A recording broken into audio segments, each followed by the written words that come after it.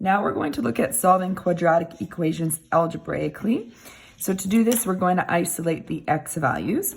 So the following can be solved by isolating the variables. So we're going to look at these ones. What's different about these first four equations compared to the ones that will follow is that we only have an x squared in each one, and we don't have another variable. So it's unlike something at the very bottom here where we have an x squared and then an x. So when we have that, we're simply isolating the x itself. So if you'd want to get x squared by itself, which is a number 1, then you're going to square root both sides to clear off the squared sign.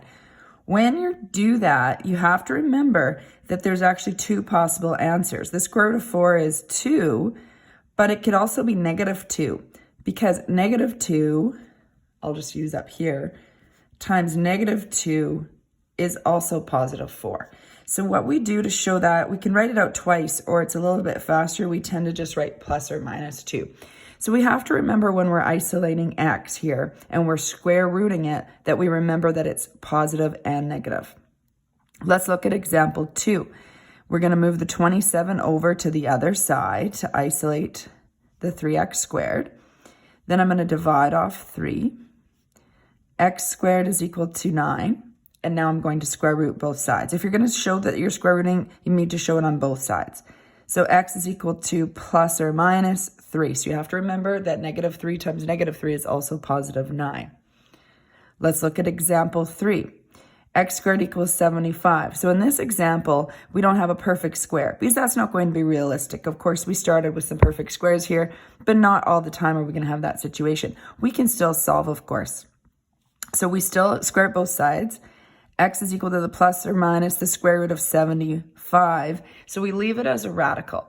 Now our radicals must also be simplified. So remember, to simplify a radical, you want to find two numbers that multiply to 75 where one is a perfect square.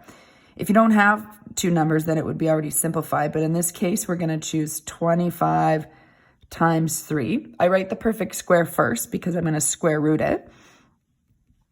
So then I'm going to have, what's the square root of 25? 5. So it's not under the radical anymore. Square root of 25 is 5. We didn't square root 3, so it stays underneath the radical. And then I check, I can't simplify 3 further. The only factors of 3 are 1 and 3, and those are not, and 3 is not a perfect square. 1 is a perfect square, but we're always referring to factors other than 1. 1's not going to change that. Okay, let's look at number 4. We're going to kind of be putting these kinds of things together here. We're going to move 24 to the other side. And then we're going to divide off our 2. X squared is equal to 12. Now we want to square root both sides. So when we square root this, we're going to get x is equal to plus or minus square root of 12.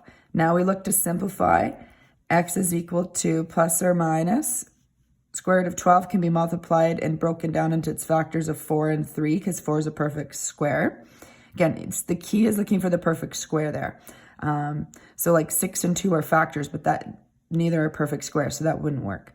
All right, so then we're going to say plus or minus square root of 4 is 2. So I shouldn't have put the radical in there yet. I'm just going to write the 2 out front and make that a little more clear.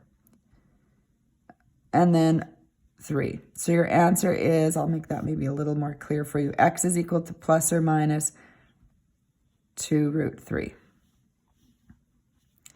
Okay, so you got to remember to simplify. The other thing is sometimes we forget the plus or minus when we get working, and you have to go back and put it in. Make sure if that was the case, don't just put in the final answer. It belongs here, it belongs here, and it belongs here. So after you square root it, that's where the plus or minus sign must appear.